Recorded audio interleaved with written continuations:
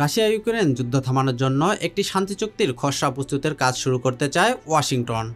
সম্ভাব্য সেই খসড়া নিয়ে আলোচনার জন্য বৈঠকে বসতে যাচ্ছেন যুক্তরাষ্ট্র ও ইউক্রেনের সরকারি প্রতিনিধিরা। আগামী সপ্তাহে সৌদিতে হবে এ বৈঠক।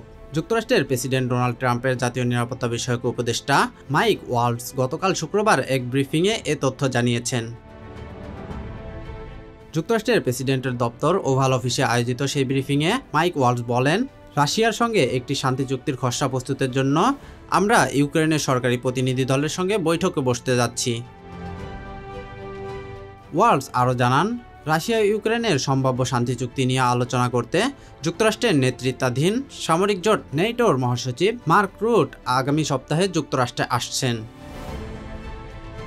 Desk report, metro TV.